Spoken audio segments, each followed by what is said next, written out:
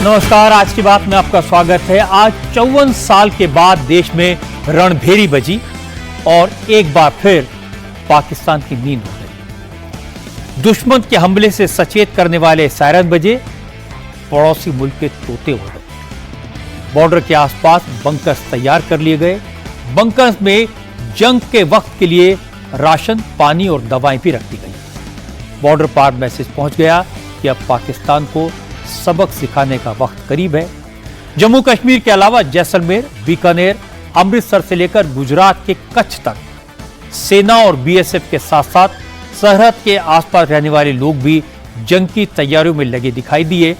तो सरहद के पार फौजियों को समझ आ गया कि काउंटडाउन शुरू हो चुका है।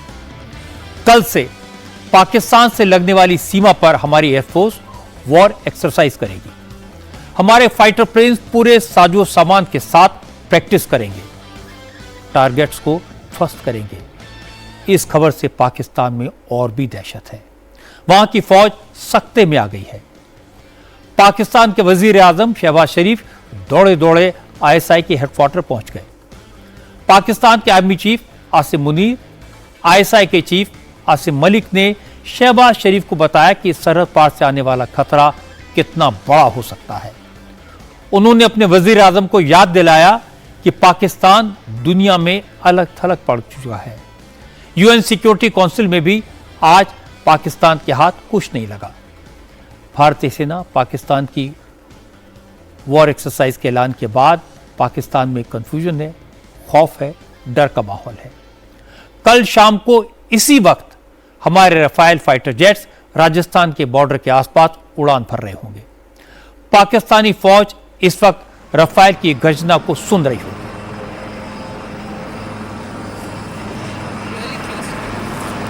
सुखोई 30 MK1 की फायर पावर को देख रही होगी। मिराज 2000 के थंडर को महसूस कर रही होगी।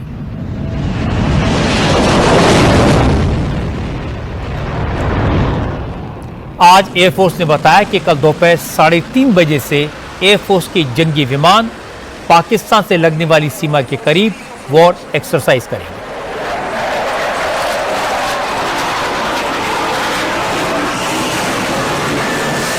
ये एक्सरसाइज 2 दिन तक चलेगी और 8 मई की रात को 9:30 बजे खत्म होगी।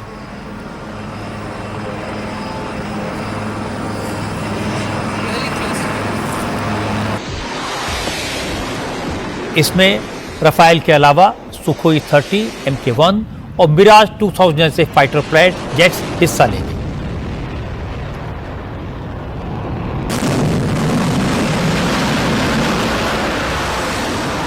भारत ने इसके लिए राजस्थान और गुजरात से लगने वाले बॉर्डर पर नोटेम यानी नो टू एयरमैन का नोटिस जारी किया है। इसका मतलब है भारत की एयर एक्सरसाइज के दौरान इस इलाके से कोई सिविलियन एयरक्राफ्ट नहीं गुजरेगा।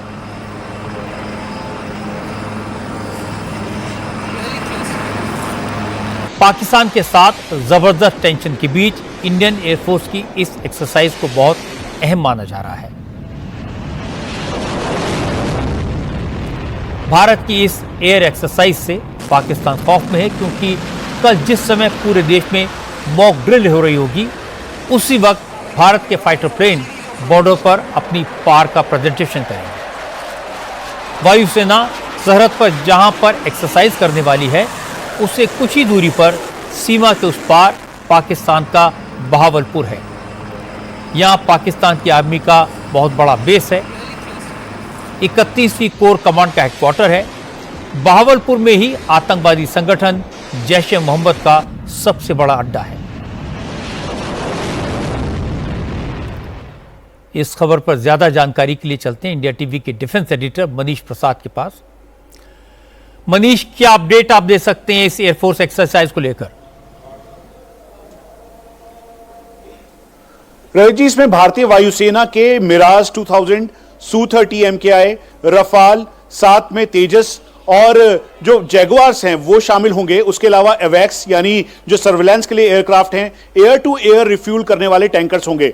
और ये पूरी एक्सरसाइज जो राजस्थान का बॉर्डर है वहां पर होगा और उसके ठीक सामने बहावलपुर का एरिया है। 31 कोर का हेडक्वार्टर है पाकिस्तानी आर्मी का।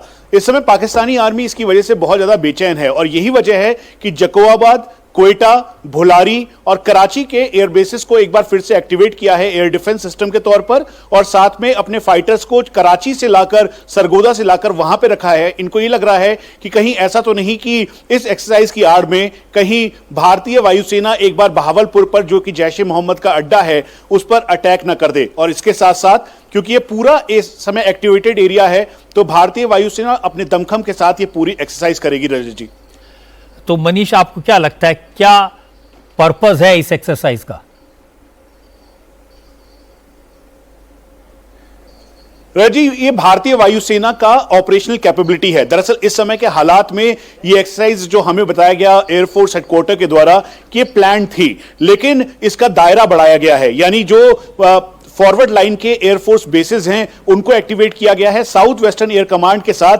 जो बाकी एयरफोर्स के फाइटर्स हैं उनको यहां पर प्रिपेयर्डनेस के तौर पर, ताकि पाकिस्तान की तरफ से अगर कोई भी हरकत होती है, चाहे वो कॉम्बैट एयर पेट्रोल के तौर पर हो, यानी पाकिस्तान के जो फाइटर एयरक्राफ्ट हैं जिसमें F-16 है, JF-17 है, मिराज 2 और 3 ग्रेड के हैं, अगर वो कहीं से भी अंदर आने की कोशिश करते हैं तो उनको ध्वस्त किया जाए। और डर इस बात का भी है पाकिस्तान को कि ये वही समय होगा जब पूरे देश में एक साथ मॉक ड्रिल हो रही होगी। और जहां पर हम मौजूद हैं जम्मू कश्मीर में, यहां पर यह मॉक ड्रिल बहुत ही अहम है। और उसके साथ साथ राजस्थान के इस बॉर्डर पर भारतीय वायुसेना का यह ऑपरेशन एक्सरसाइज, इसका मतलब पाकिस्तान बैकफुट पे है, डरा और सहमा हुआ है और वो पूरी तरह से निगाह बनाकर बैठा है जम्मू कश्मीर से लेकर राजस्थान में होने वाली भारतीय वायुसेना की एक्सरसाइज पर। जी मनीष, कुछ डर अच्छे भी होते हैं और पाकिस्तान का यह डर भारत के लिए बहुत अच्छा है। बहुत बहुत शुक्रिया आपका इस अपडेट के लिए।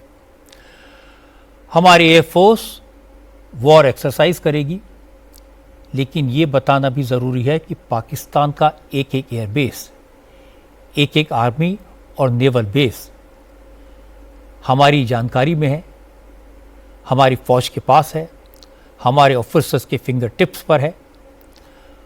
पाकिस्तान के सारी फौजी इदारे हमारे बड़े अफसरों के सामने बिल्कुल क्लियर हैं। आज इंडिया टीवी के स्टूडियो में बहुत से रिटायर्ड फौजी अफसर आए थे। मेरे सहयोगी सौरभ शर्मा के साथ बातचीत में एयर कमांडर AS बहल ने समझाया कि पाकिस्तान ने कौन सा फाइटर प्लेन कहां तैनात किया हुआ है, कहां कितना गोला बारूद है। इसे सुनकर आप समझ जाएंगे कि हमारी एयरफोर्स की एक्सरसाइज से पाकिस्तान के दिल की धड़कन क्यों बढ़ गई। पाकिस्तान एयरफोर्स के पास 21 बेसेस हैं, जिसमें से 14 मेजर एयर बेसेस हैं। अगर हम नॉर्दर्न एरियाज में देखें तो उनके 2 मेजर बेस है, स्कार्डू और गिलगिट। ये जो स्कार्डू बेस है ये इनका सेंटर ऑफ ग्रेविटी है। यहां पे 2 रनवेज हैं और साथ साथ में ब्लास्ट पेन्स यानी कि हार्डेड एयरक्राफ्ट शेल्टर्स हैं जिनके अंदर जहाज है। यहां ज्यादातर वो JF-17 और F-16 को इस्तेमाल करते हैं। अगर हमें कोई भी ऑपरेशन POK के अंदर करना है तो इस एयरफील्ड को हमें नॉक ऑफ करना पड़ेगा। एक अभी इन्होंने नया यहां बनाया है स्वॉट। स्वॉट का मतलब है ये खैबर पख्तूनवा में है और ये वाला जो बेस है स्वॉट जो खैबर पख्तूनवा में, इसका रनवे एक्सटेंड करके यहां पे भी हार्डन्ड एयरक्राफ्ट शेल्टर्स बना के इन्होंने यहां पे फाइटर एयरक्राफ्ट डिप्लॉय किए। मैं इस बेस को भी इसलिए खत्म करवाना चाहूंगा अगर कभी युद्ध हुआ, हम ये नहीं कह रहे युद्ध होगा, लेकिन कभी युद्ध हुआ, क्योंकि पश्तूनियों को वो यहां तंग करते हैं, यहां से मारते हैं वो पश्तूनियों को, तो इन बेसिस को तो छोड़ना नहीं चाहिए। लेकिन हमारा दूसरा सेंटर ऑफ ग्रेविटी यहां है लाहौर, जहां पे लश्कर तैयबा के सारे मेजर लीडर्स, चाहे वो हफीज सईद है, चाहे वो ताला सईद है या फिर कसूरी है, वो यहां छुपे हुए हैं। तो ये एक मेजर एरिया और इसके आसपास जो है मुरीद हो गया, चंदेर हो गया, रिसाला वाला हो गया, विहारी हो गया, ये एयर बेसेस इनके फॉरवर्ड है। उन्होंने पूरे रेडार्स ऐसे डिप्लॉय कर दिए हैं इस समय फॉरवर्ड बेसेस के अंदर। और इनका जो मेजर बेस है वो सरगोदा, जहां पे इनकी मेजर मिसाइल्स और दूसरे वेपन सिस्टम और जहाज होते हैं। इस बेस को भी खत्म करना पड़ेगा। और जो मेजर यहां पे है वो है मुल्तान और रफीकी। ये मेजर बेसेस है जो हमारे राजस्थान की तरफ पॉइंट करते हैं, पर राजस्थान यहां पे है। यहां पे सुकूर, जकोबाबाद और नवाबशाह, ये दिए नहीं है लेकिन है। दो मेजर चीजें हैं, जो है कराची के अंदर दो बेस है इनके, जिसमें से मसरूर जो है मेन है, जहां पे JF-17 को रखते हैं। वो क्यों रखते हैं? क्योंकि JF-17 यहां पे है, F-16 पासरी में। अगर आपको याद होगा, बात चल रही थी कि F-16 को शिफ्ट किया था इन्होंने, सरगोदा से निकाल के यहां डाला था। क्यों डाला था? क्योंकि S-400 की रेंज से बाहर हो। इनका जो मेजर जहाज है एक्चुअली 3 है, JF-17 है और दूसरा है F-16 और तीसरा इनका J-10C है। बाकी जहाज है लेकिन उतने इफेक्टिव नहीं है क्योंकि बहुत पुराने हैं। तो JF-17 इनके पास 7 स्क्वाड्स हैं, F-16 इनके पास 4 है, लेकिन F-16 में C&D वर्जन जो 22 है वो ही इंपॉर्टेंट है। बाकी तो पुराने जहाज है, 30 साल के करीब उनकी उम्र हो चुकी है। तो वो उन्होंने जो मॉडर्न जहाज है उन्होंने यहां पे भेज दिया पासनी में, ताकि वो कराची जो उनका कमर्शियल हब है, सारा ट्रेड जहां से जाता है। अब एक बात तो साफ है, भारतीय सेना को पाकिस्तान के एक एक एयरबेस के चप्पे चप्पे की जानकारी है। भारतीय सेनाओं को प्रधानमंत्री मोदी की तरफ से खुली छूट दी गई है। पूरे देश को अपनी सेना पर भरोसा है। हमारी फौज दुनिया की सबसे प्रोफेशनल आर्मी है। हमारी फोर्सेस का रिकॉर्ड जबरदस्त है। यही फौज 1965 में लाहौर तक पहुंच गई थी। इसी फौज के सामने 1971 में 90,000 से ज्यादा पाकिस्तानी फौजियों ने सरेंडर किया था। कारगिल में हमारे बहादुर जवानों ने पाकिस्तान को मारकर भगाया था। जाहिर है पाकिस्तान इसमें से कुछ भी भूला नहीं है, इसलिए ऊपर से पाकिस्तान के हुक्मरान चाहे जितनी बड़ी बड़ी बातें करें, अंदर से तो वो घबराए हुए हैं। ना ही पाकिस्तान की माली हालत ऐसी है कि वो ज्यादा लंबी जंग लड़ सके।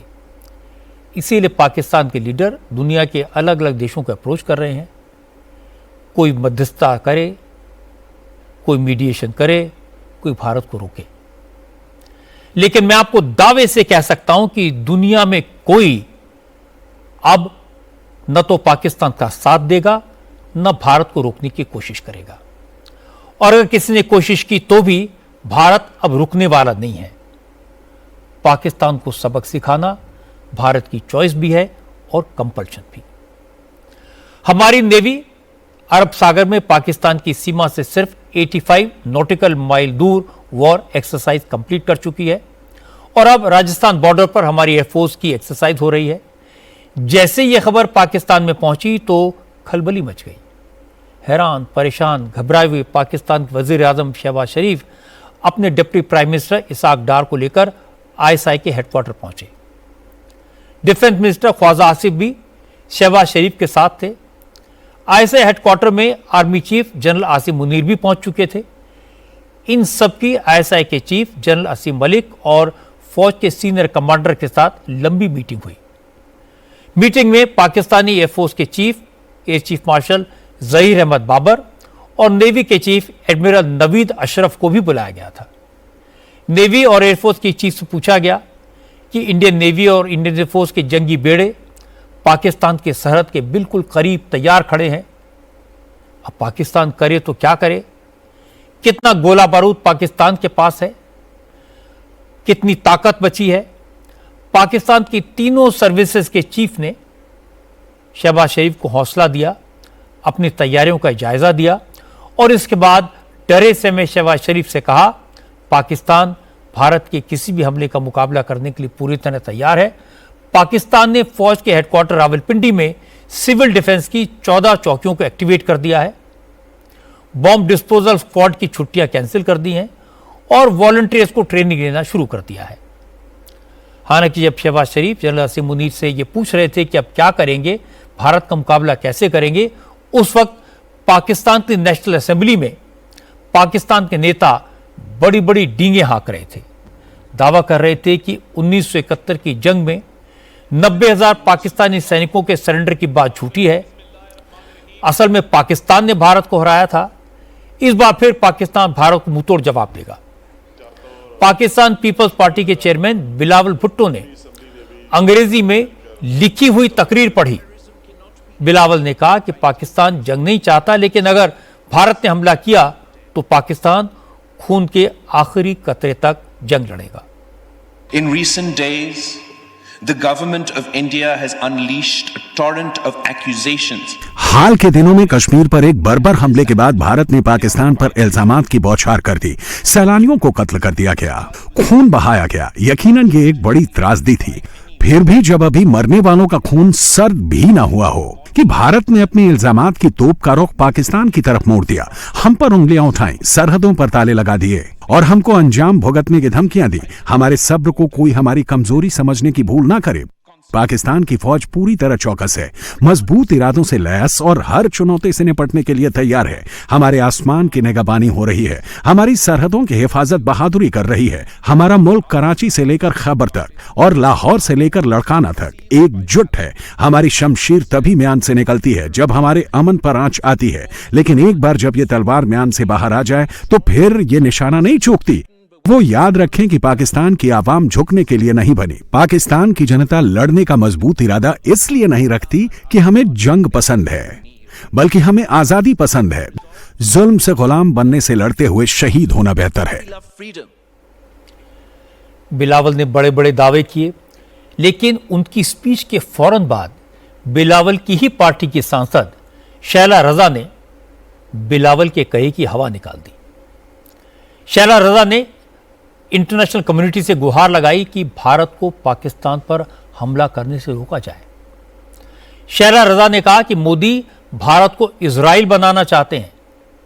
पाकिस्तान कितनी भी तैयारी कर ले, भारत का मुकाबला नहीं कर सकता। इसीलिए दुनिया के तमाम देशों को भारत से बात करनी चाहिए। शैला रजा ने कहा कि दुनिया के देश कोशिश करें कि पाकिस्तान पर हमला करने से भारत को रोका जाए। आज भारत भी जो है वो इस्राइल बनना चाहता है और ये बाअसर मुमालिक को समझना होगा कि उनका किरदार क्या है। सिर्फ मजम्मत कर देना, हमारे नैरेटिव को सपोर्ट कर देने से फर्क नहीं पड़ता, सबको अपना किरदार अदा करना है। आज जब ये जंग शुरू हो चुकी एक तरीके से, जब चनाब और जेहलुम का पानी रोक दिया गया, पानी रोक देने का मतलब है कि आप ये चाहते हैं कि पाकिस्तान में मौत का रक़्स हो। आज सिपाही सालार को भी टैंक पे चढ़कर ये ऐलान करना पड़ गया कि हम बिल्कुल तैयार हैं। लेकिन सवाल वही है कि क्या तैयार होने से, उनके पानी रोकने से और हमारे उनके दरियाओं में खून बहा देने से मसला हल हो जाएगा? क्या जंग जीत में तब्दील हो गई तो सारे मामलात हल हो जाएंगे? पाकिस्तान जंग जीत जाएगा तो मसाइल हल हो जाएंगे? इसमें सबको किरदार अदा करना होगा। इसके बाद पाकिस्तान के ज्यादातर नेताओं ने वही धमकी दी जो पाकिस्तान बार बार देता है कि भारत ने हमला किया तो न्यूक्लियर बम का बटन दबा देंगे। जंग छिड़ी तो पाकिस्तान का बच्चा बच्चा मुजाहिद बनकर भारत की फौज का मुकाबला करेगा। ये जो भारत भड़कियां मार रहा है ना, हमारा कुछ भी लूज नहीं होगा, ठीक है? हम कुछ भी, वी हैव गॉट, भाई मैं आपको इस तरह कहूं, गजा में निहत्ते बच्चों को तो पूरी दुनिया मिलकर अब तक जो है वो सरनीगू कर नहीं सकी। अबे तुम हमें करोगे यार? ये इंडिया जो है वो हमें सरेंडर करवाएगा, ये हमें डराएगा। ओ भाई मुसलमान है, मुसलमान मुल्क है, वो मरने के बाद तो हमारी जिंदगी शुरू होती है। हाँ, हम गुनाहगार लोग हैं, हमारा ईमान अभी जो है वो उस काबिल नहीं है, हम जो है वो अपने उल्टे सीधे चक्करों में लगे हुए हैं। लेकिन जब क्राइसिस आ जाए हमारे ऊपर तो अल्लाह ताला फिर ईमान भी उस लेवल का दे देगा ना। तो भाई मैं तो ये फौज को कहता हूँ कि इनको जो ये इंडियन आर्मियों को अंदर आने दो, शहरों में आने दो, हट जाओ जरा, इनको बोलो कोई नहीं है बॉर्डरों पे, और ये अंदर आ जाएं, इनको अंदर आने दो। ये 25 करोड़ लोग हैं, ये सारा हमारा निज़ाम है, इंशाअल्लाह ताला जो है जाएगा कोई वापस नहीं। सैयद मुस्तफ़ा का डर आपने देखा। अब मैं आपको पाकिस्तान के इंफॉर्मेशन मिनिस्टर अताउल्लाह तारड़ की जज्बाती तकरीर सुनवाता हूं। अताउल्लाह ने कहा कि नैरेटिव पाकिस्तान के फेवर में है, भारत पाकिस्तान का पानी रोकने की कोशिश कर रहा है, लेकिन इसमें भी कामयाब नहीं होगा, और अगर भारत की फौज ने हमला बोला तो उसे इसकी भारी कीमत चुकानी होगी। पाकिस्तान ने जहां यह कहा कि हमारा पानी अगर रोका गया या उसका रुख तब्दील किया गया तो फैसला कुन इसका रिस्पॉन्स आएगा, पूरी कुव्वत से आएगा। जब मैं एलओसी पर था तो वहां मुझे बच्चे मिले, उन्होंने कहा हमें भी मौका दें, ये आए तो सही, हमारे सीने हाजिर हैं। जिस कौम के बच्चों का ये जोश होगा, जिस कौम की बहनों का, मां बेटियों का ये जोश होगा, उस कौम को तुम कैसे हराओगे, उस कौम के खिलाफ कैसे जारियत करोगे। ये कौम, ये बड़ी अजीम कौम है। आप तारीख उठा के देख लें, ये कौम जब इकट्ठी हो जाए, ये कौम जब खड़ी हो जाए, दुश्मन कितना भी ताकत रखता हो, दुश्मन को हमेशा अल्लाह ताला के फजल से हमने धूल चटाई है। ये बंद गली में भारत जा रहा है, और अगर इस बंद गली में जाते जाते कुछ जारियत का फैसला किया तो जवाब तो ऐसा आएगा, और अब की बार जवाब ऐसा होगा कि माएं अपने बच्चों को डराएंगी कि बेटा पाकिस्तान से पंगा ना लेना, रात को कहेंगी सो जाओ पाकिस्तान आ जाएगा। पाकिस्तान की धमकियों में कोई दम नहीं है। हमारे यहाँ कहावत है, थोथा चना बाजे घना। पाकिस्तान के नेताओं की ये खोखली धमकियां कोई सुनता भी नहीं है, लेकिन भारत जब बोलता है तो उसे पूरी दुनिया सुनती है। भारत जो करता है डंके की चोट पर करता है। आजकल सब पूछते हैं, क्या इस बार वाकई में पाकिस्तान के दहशतगर्दों को मिट्टी में मिला दिया जाएगा? क्या धर्म पूछकर बेकसूर लोगों को गोली मारने वालों को इस बार नेस्त नाबूद कर दिया जाएगा? क्या जंग होगी? वॉर कब तक चलेगी? एक बात तो पक्की है कि इस बार वो होगा जिसकी पाकिस्तान ने कल्पना भी नहीं की होगी। यह भी तय है कि भारत इस डर से चुप नहीं बैठेगा कि पाकिस्तान रिटेलिएट करेगा तो क्या होगा। भारत इस बात से भी नहीं डरेगा कि पाकिस्तान के पास न्यूक्लियर बम है। हमारी बहादुर फौज का प्लान तैयार है। एक्शन कब होगा यह तो मैं नहीं कह सकता, पर जल्दी होगा यह मैं निश्चित तौर पर कह सकता हूं। और जब भी होगा, इंडिया टीवी पर आपको सबसे पहले एक्शन की खबर मिलेगी, सबसे एक्यूरेट न्यूज मिलेगी। आज से इंडिया टीवी का वॉर रूम 24 घंटे लाइव होगा। हमारे एंकर्स, हमारे रिपोर्टर्स, हमारे एडिटर्स सब 24 घंटे अलर्ट पर रहेंगे। मुझे अपनी सेना के पराक्रम और प्रोफेशनल अप्रोच पर पूरा भरोसा है। हमारे बहादुर जवान इस बार आतंकवाद की छाती चीरकर पाकिस्तानी फौज के मंसूबों को हमेशा हमेशा के लिए दफन कर देंगे। जब भी एक्शन लाइव होगा, दिन हो या रात, इंडिया टीवी जंग के मैदान से आपके साथ होगा। इंडिया टीवी पर सिर्फ भारत का एक्शन नहीं, पाकिस्तान की पतली हालत की भी सबसे सटीक खबर आपको सबसे पहले मिलेगी। थोड़ी देर पहले मैंने आपको अताउल्लाह तारड़ की बात सुनवाई थी। अताउल्लाह तारड़ पाकिस्तान के इंफॉर्मेशन मिनिस्टर हैं।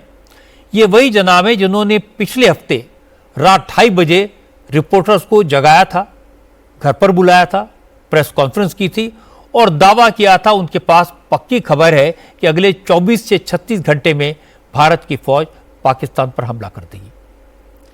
इसलिए तारड़ की बातों में कितना दम है, उनकी इंफॉर्मेशन कितनी पक्की होती है, ये तो पाकिस्तान के अवाम को भी पता चल गया है। जहां तक नैरेटिव का सवाल है तो आपको बता दूं कि अताउल्लाह तारड़ आज नेशनल असेंबली में पहुंचे, उससे पहले पीओके में थे। पाकिस्तानी रिपोर्टर्स को लेकर पीओके के हालात दिखाने गए थे। वहां उन्होंने रिपोर्टर्स को यह दिखाने की कोशिश की कि पाक ऑक्युपाइड कश्मीर में सब कुछ ठीक ठाक है, कोई दिक्कत नहीं है, किसी को कोई परेशानी नहीं है, कोई टेंशन नहीं है, पीओके में टूरिज्म भी अच्छा है और सिचुएशन नॉर्मल है। अताउल्लाह तारड़ ने मुजफ्फराबाद में कहा कि भारत पीओके में टेरर कैंप होने का इल्जाम लगाता है, लेकिन यहां तो कुछ भी नहीं दिख रहा, चाहे तो पूरी दुनिया पीओके आकर चेक कर रही है। We are here in district Muzaffarabad at the point of Bela Noor Shah. हम यहाँ मुजफ्फराबाद जिले में इस वक्त बेलानूर शाह पर खड़े हैं। भारत की हुकूमत इल्जाम लगा रही है कि आजाद जम्मू कश्मीर में कहीं पर दहशतगर्दों को ट्रेनिंग दी जा रही है। उनका इल्जाम है कि दहशतगर्दों को बेलानूर शाह में ट्रेनिंग दी जा रही है। भारत का इल्जाम है कि पीर चिनासी में दहशतगर्दों को ट्रेनिंग दी जा रही है। आप मेरे बाईं ओर उस चोटी पर देख सकते हैं कि पीर चिनासी एक टूरिस्ट स्पॉट है। तो मुझे लगता है कि यहाँ आकर अपनी आंखों से देखना चाहिए। यहाँ लोगों की रोजमर्रा की जिंदगी बदस्तूर जारी है, उसमें रत्ती भर भी फर्क नहीं आया है। मेरी बाईं तरफ आप सरकारी स्कूल देख सकते हैं, मेरे सामने एक प्राइवेट स्कूल भी है। आप अपनी आंखों से देख सकते हैं कि यहाँ के लोग आराम से आ जा रहे हैं। आप इस इलाके में सैलानियों को भी आते जाते देख सकते हैं। You can see tourists on their bike. और फिर वही हुआ जो हमेशा होता है। तारक साहब का जवाब जो झूठ है थोड़ी देर में सामने आ गया। पीओके के बाशिंदों ने अताउल्लाह की झूठ को उजागर कर दिया। लोगों ने बताया कि पीओके में जबरदस्त खौफ है, पाकिस्तानी फौज का मूवमेंट लगातार बढ़ रहा है, टूरिस्ट को रोक दिया गया है, बॉर्डर के आसपास के इलाके खाली कराए जा रहे हैं, आटा दाल चावल जैसे ज़रूरी सामान को स्टोर किया जा रहा है। शहबाज शरीफ की हुकूमत ने पीओके के प्रशासन को हुक्म दिया है कि वो कम से कम 2 महीने के रसद ज़रूरी सामान जमा कर ले, क्योंकि जंग कभी भी छिड़ सकती है, हमला कभी भी हो सकता है। इसलिए पीओके के आम लोग, वहाँ के दुकानदार ज़रूरी चीज़ों को स्टोर कर रहे हैं। एलओसी के एरियाज़ के जितने भी डिपो हैं उन पर जा रहा है। इस वक्त तक हम 1 माह का जो है स्टॉक गला कर चुके हैं और मजीद जो है ना 1 माह और करेंगे। ये जो बिजनेस है हमारा, ये हमने 2019 से स्टार्ट किया है। 2019 से स्टार्ट करने के बाद यहाँ पे एवरेज जो लोगों की थी, जो टूरिस्ट यहाँ पे रुकते थे, इस टाइम जो इंडिया और पाकिस्तान की अटेंशन के बाद यहाँ पे बिल्कुल टूरिस्ट बिल्कुल जीरो है, 20 लोग तक नहीं है। हालांकि यहाँ पे 300-400 लोग कम अज कम यहाँ पे रूटीन में होते थे।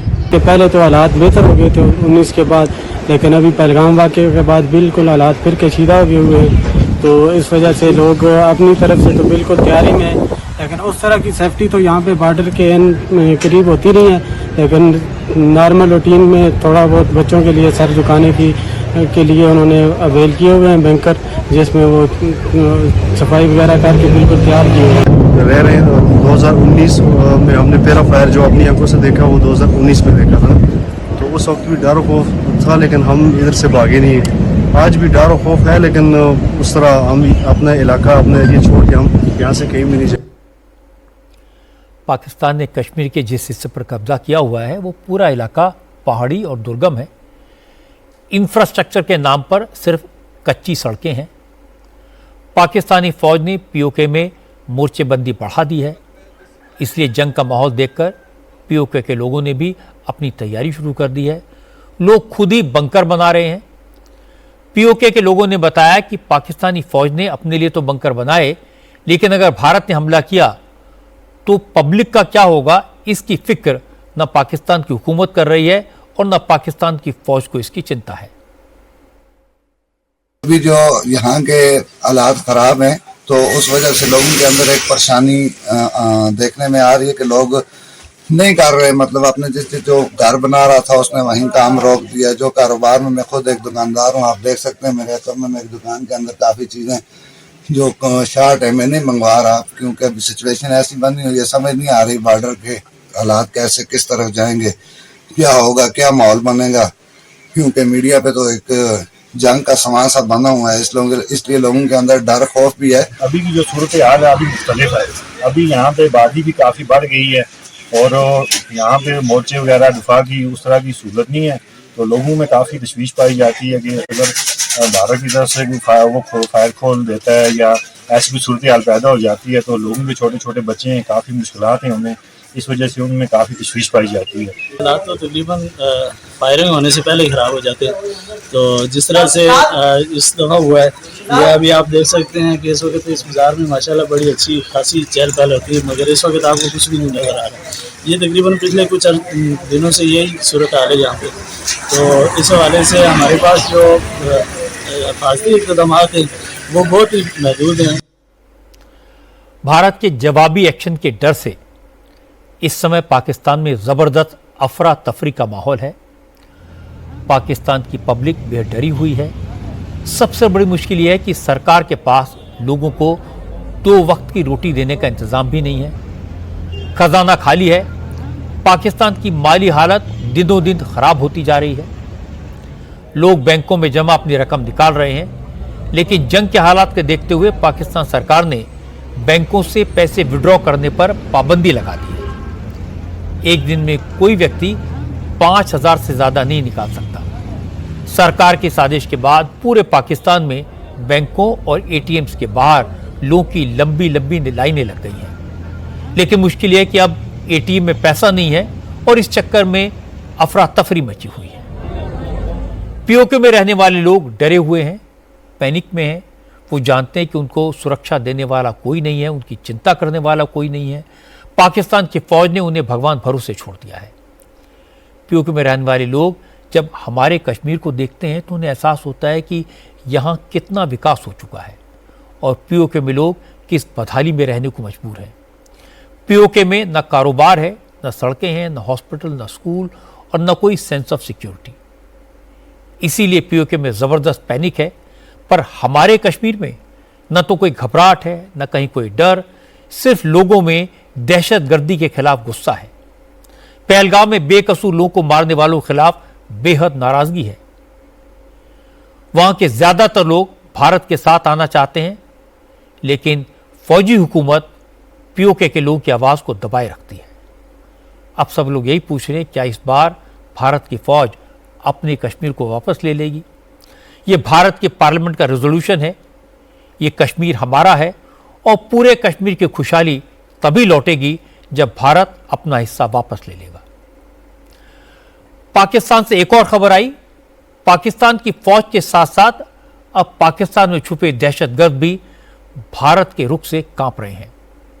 हाफिज सईद, ज़कीर रहमान लखवी, मसूद अजहर जैसे इंटरनेशनल टेररिस्ट जो अब तक पाकिस्तान में खुलेआम घूम रहे थे, अब उन्हें भी मौत नाचती दिखाई दे रही है। हाफिज सईद के बेटे तलहा सईद ने यह डर पब्लिक के सामने उजागर किया। लाहौर में कट्टरपंथियों के एक जलसे में तलहा सईद ने कहा, हाफिज सईद पाकिस्तान में फिलहाल महफूज है, लेकिन नरेंद्र मोदी हाफिज सईद को मौत के घाट उतारना चाहते हैं। भारत हाफिज सईद पर टारगेट अटैक करने की फिराक में है। और हाँ, ये भी सुनो, हम मानते हैं मोदी, तुम मेरे वालिद को निशाना बनाना चाहते हो। तुमने ये कोशिश की थी कि हाफिज मोहम्मद सईद भी वो पाकिस्तान के शहरों से निकलकर, जिनको पूरी दुनिया में तुमने दहशतगर्दी का अलाप जो है चलाया, प्रोपेगेंडा किया, उनकी तरह तुम पहाड़ों और गारों में उनको ले जाओ, लेकिन वो नहीं गए। वो अल्लाह के फजल व करम से आज भी पाकिस्तान में पाकिस्तान के एक मुअज़्ज़ज़ महफूज शहरी की तरह मौजूद है। पाकिस्तान में चारों तरफ से एक ही आवाज़ आ रही है। पाकिस्तान की फौज खौफ में है, पाकिस्तान की हुकूमत डरी हुई है और पाकिस्तान में छुपे दहशतगर्दों को अपने सिर पर मौत तांडव करती हुई दिखाई दे रही है। और यह डर आपने भी देख लिया। पाकिस्तान के दहशतगर्द जंग की आहट साफ साफ सुन रहे हैं। हर भारतवासी चाहता है कि इंसानियत का खून बहाने वाले पाकिस्तान में छुपे इन दरिंदों को हमारी फौज जितनी जल्दी जहन्नुम में पहुंचाए उतना ही अच्छा होगा। हमारी फौज की तैयारी पूरी है और अब पब्लिक भी तैयार है। आज जम्मू कश्मीर में एलओसी से लेकर राजस्थान के बॉर्डर तक सायरन की आवाजें दिन भर सुनाई दी। जम्मू के स्कूलों में बच्चों को यह बताया गया कि अगर युद्ध जैसे हालात बन जाएं, अगर पाकिस्तान की तरफ से कोई मिस एडवेंचर हो तो खतरे से कैसे बचना है। एयर स्ट्राइक से पहले क्या सिग्नल मिलेगा, बॉर्डर पर शेलिंग शुरू होती है तो क्या संकेत मिलेगा, कैसे समझना है कि हमला हो सकता है और उस वक्त क्या करना है, कहां छुपना है। छोटे छोटे बच्चों को यह सब सिखाया गया। इस वक्त जो तस्वीरें आप देख रहे हैं ये जम्मू के सरकारी स्कूल की हैं। यहाँ मॉक ड्रिल के जरिए बच्चों को इमरजेंसी के बारे में पूरी जानकारी दी गई। सरकारी अधिकारियों के साथ मिलकर स्कूल के टीचर्स ने मॉक ड्रिल करवाई।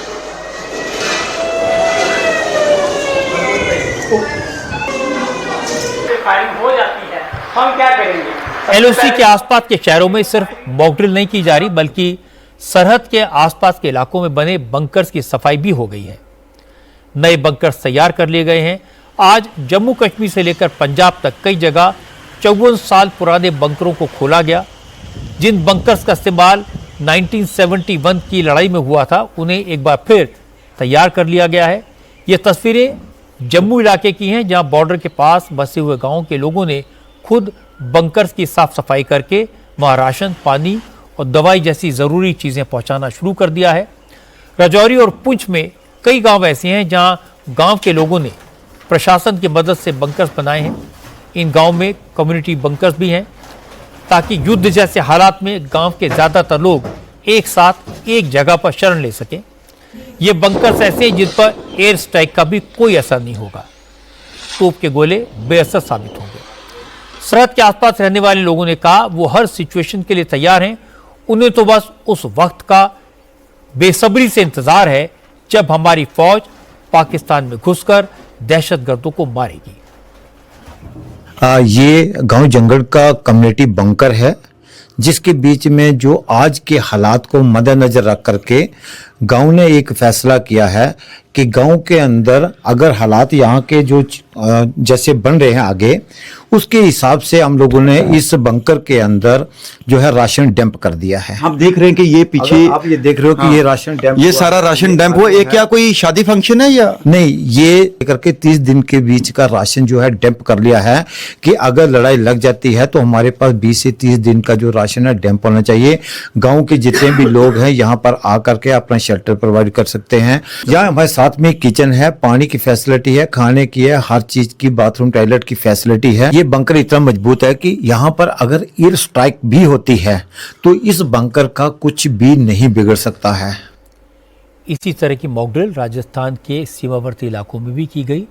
राजस्थान की करीब 1070 किलोमीटर लंबी सरहद पाकिस्तान से लगती है। श्रीगंगानगर, बीकानेर, बाड़मेर और जैसलमेर जैसे शहर बॉर्डर से करीब हैं। आज जैसलमेर में भी डिस्ट्रिक्ट एडमिनिस्ट्रेशन ने कल होने वाली मॉकड्रिल की पूरी तैयारी कर ली। सिविल डिफेंस की टीम ने मोर्चा संभाल लिया। 1971 के युद्ध के दौरान इस्तेमाल लाई गई हाथ से चलने वाली सायरन की मशीनों को फिर से बाहर निकाला गया। आज 54 साल के बाद इन मशीनों की टेस्टिंग की गई। कल जैसलमेर समेत राजस्थान की जोधपुर, बीकानेर, अलवर, उदयपुर, जयपुर और कोटा जैसे 28 शहरों में मॉक ड्रिल की जाएगी। लेकिन जैसलमेर के कुछ स्कूलों में आज मॉक ड्रिल हुई। बच्चों को बताया गया कि अगर बमबारी होती है तो वो अगर खुले मैदान में है तो उन्हें कहाँ शरण लेनी है, अगर उस वक्त वो घर में है तो उन्हें कैसे छुपना है। उल्टे लेटेंगे। ये हमने 15 दिन से सर ये ट्रेनिंग दे रखी है। आप देख सकते हो बच्चे कैसे लेटेंगे।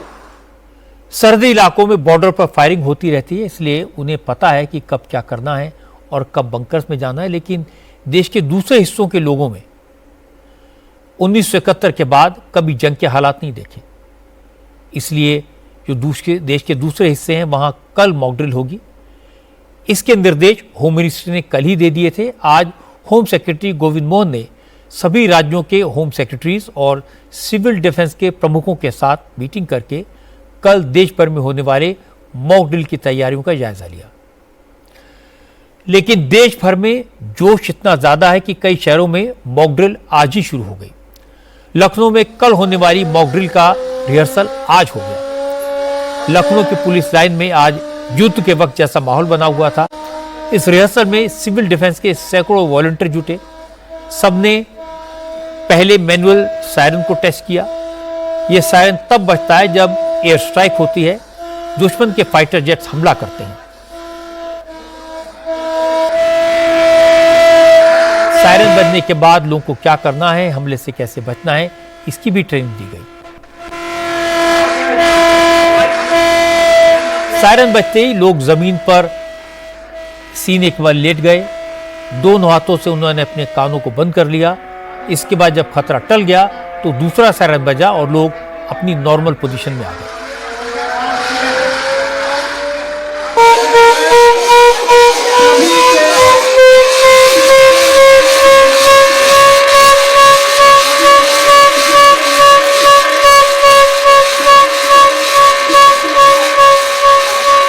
दूसरी ड्रिल में लोगों को यह बताया गया कि हमले के बाद अगर कहीं आग लग जाए तो क्या करना है, आग पर कैसे काबू पाना है। लोगों को बताया गया कि आग पर एक गीला कंबल डालें, ऑक्सीजन की सप्लाई रोकें जिससे आग तुरंत बुझ जाए। हवाई हमला हो गया है, उसके बाद ये सायरन बजा है और सायरन बजते ही सबको सिखाया गया है कि सब जमीन पर लेट जाएं, कान में अपने हाथ रख ले। पूरी तैयारी, हालांकि कल मॉक ड्रिल होनी है लेकिन आज उसकी तैयारी की जा रही है। लखनऊ की पुलिस लाइन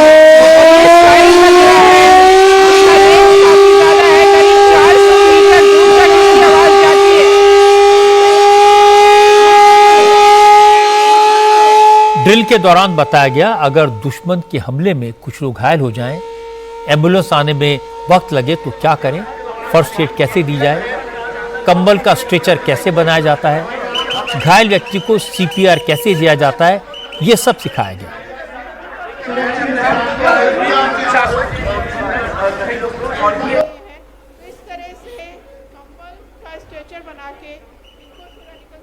उत्तर प्रदेश के 17 जिलों में कल मॉक ड्रिल होगी। लखनऊ, कानपुर, वाराणसी, गाजियाबाद और मेरठ जैसे शहर इस ड्रिल में हिस्सा लेंगे। देश भर के 244 जिलों में सिविल डिफेंस के वॉलंटियर्स लोगों को ट्रेन करेंगे, सायरन के संकेतों का मतलब समझाएंगे। स्कूलों और हाई राइज बिल्डिंग्स के लोगों को युद्ध के खतरों की जानकारी दी जाएगी। ड्रिल के दौरान ब्लैकआउट भी किया जाएगा, इलेक्ट्रिसिटी सप्लाई बंद रहेगी और मैनुअल सायरन्स का इस्तेमाल करके लोगों को अलर्ट किया जाएगा। आज इन सायरन्स की टेस्टिंग भी की गई।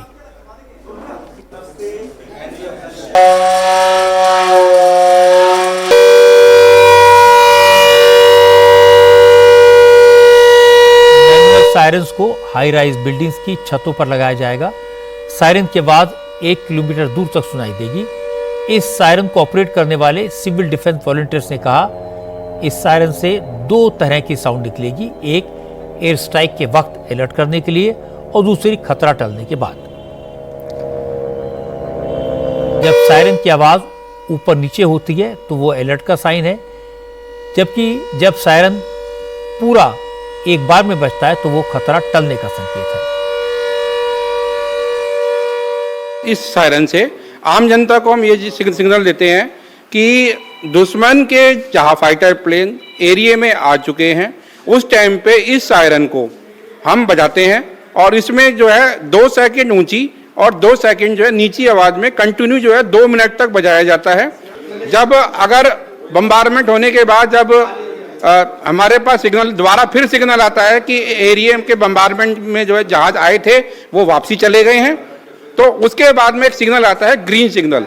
जब ग्रीन सिग्नल आता है तो उस सायरन को हम जो है 2 मिनट तक ऊंची आवाज में बजाते हैं कि आपका एरिया से खतरा टल गया है, आप अपने घर से बाहर आ सकते हैं।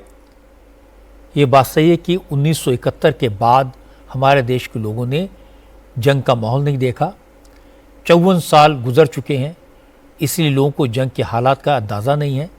लेकिन हर हिंदुस्तानी को भारतीय सेना के शौर्य पर पूरा भरोसा है।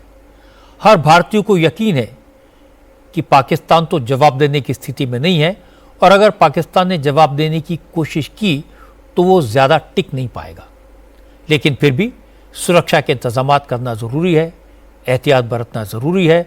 आम जनता को ये बताना ज़रूरी है कि अगर पाकिस्तान कोई मिस एडवेंचर करता है तो किसी नागरिक को कोई नुकसान ना हो, इसके लिए मॉक ड्रिल कराई जा रही है। मुझे लगता है कि ऐसे वक्त में सरकार की इस कोशिश को हल्के में नहीं लेना चाहिए। मॉक ड्रिल के दौरान जो जो इंस्ट्रक्शन दिए जाएं उनको फॉलो करें, बचाव के तरीकों को अच्छी तरह से समझ लें, क्योंकि अगर ज़रूरत पड़े तो आप अपनी हिफाजत खुद कर पाएंगे और दूसरों की मदद भी कर पाएंगे। आगे बढ़ने से पहले आपको एक बार फिर बता दूं कि भारत और पाकिस्तान की सरहद की एक एक हलचल और पाकिस्तान की एक एक मूवमेंट पर इंडिया टीवी के नज़र 24 घंटे रहेगी। आज से इंडिया टीवी का वॉर रूम 24 घंटे लाइव रहेगा। हमारे रिपोर्टर्स 24 घंटे अलर्ट पर रहेंगे। सबके मन में एक ही सवाल है, क्या इस बार वाकई में पाकिस्तान के दहशतगर्दों को मिट्टी में मिला दिया जाएगा? क्या धर्म पूछकर बेकसूर लोगों को गोली मारने वालों को नेस्तनाबूद कर दिया जाएगा। क्या जंग होगी? अगर हुई तो वॉर कब तक चलेगी? तो एक बात पक्की है, इस बार वो होगा जिसकी पाकिस्तान ने सपने में भी कल्पना नहीं की होगी। और यह भी तय है कि भारत इस बात की चिंता नहीं करेगा कि पाकिस्तान रिटेलिएट करेगा तो क्या होगा। भारत को इस बात की भी परवाह नहीं है कि पाकिस्तान के पास न्यूक्लियर बम है। हमारी बहादुर फौज का प्लान तैयार है। एक्शन कब होगा ये तो मैं नहीं कह सकता, लेकिन जल्दी होगा ये मैं आपको निश्चित तौर पर बता सकता हूं।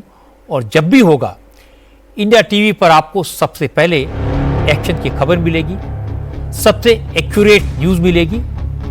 आज से इंडिया टीवी का वॉर रूम 24 घंटे लाइव होगा।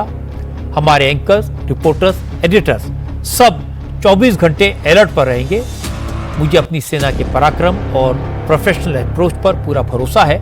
हमारे बहादुर जवान इस बार आतंकवाद की छाती चीरकर पाकिस्तानी फौज के मंसूबों को हमेशा हमेशा के लिए दफन कर देंगे। और जब भी एक्शन लाइव होगा, दिन हो या रात, सुबह हो या शाम, इंडिया टीवी जंग के मैदान से आपके साथ होगा।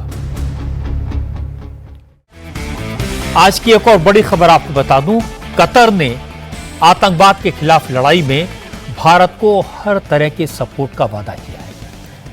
आज कतर के अमीर ने प्रधानमंत्री नरेंद्र मोदी से फोन पर बात की, पहलगाम हमले पर दुख जताया। कतर के अमीर ने कहा कि पहलगाम में इंसानियत का कत्ल करने वाले जहां कहीं भी छुपे हैं, भारत उन्हें खोज खोज कर खत्म करे।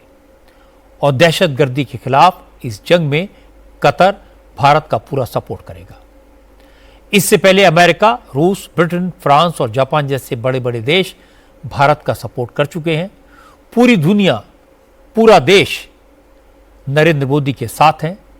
लेकिन ऐसे वक्त में भी कांग्रेस के कुछ नेता सियासी बयानबाजी करके अपने आप को और देश को शर्मिंदा करते हैं।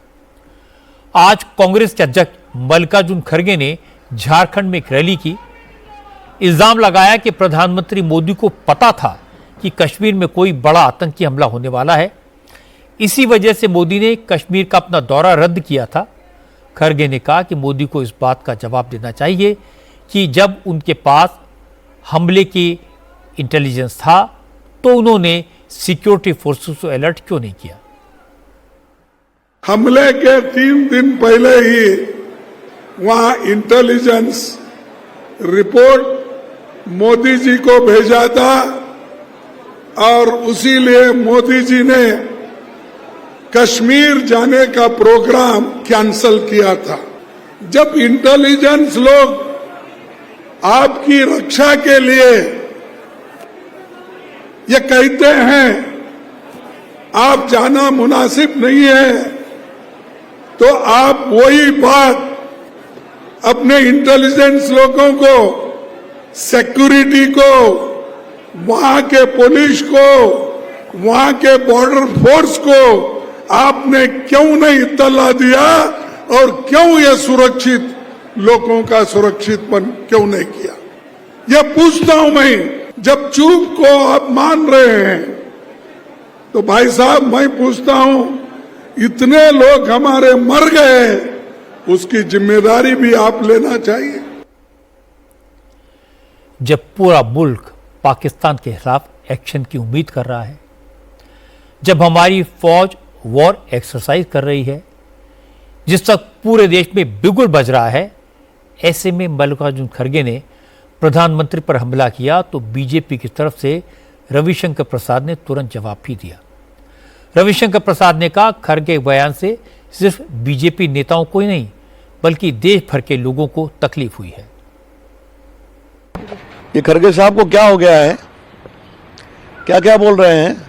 एक तरफ मीटिंग में कहते हैं कि हम देश के साथ खड़े हैं और दूसरी तरफ देश को कमजोर करने की कोशिश कर रहे हैं। जब जान रहे हैं कि तनाव बढ़ा हुआ है, राष्ट्रीय सुरक्षा का विषय है, तो उस समय प्रधानमंत्री के बारे में ये बोलना कि वो नहीं गए कश्मीर क्योंकि उनको मालूम था हमला होने वाला है, इससे बड़ा कोई गैर जिम्मेदाराना वक्तव्य हो सकता है क्या? खड़गे साहब क्या हो गया आपको?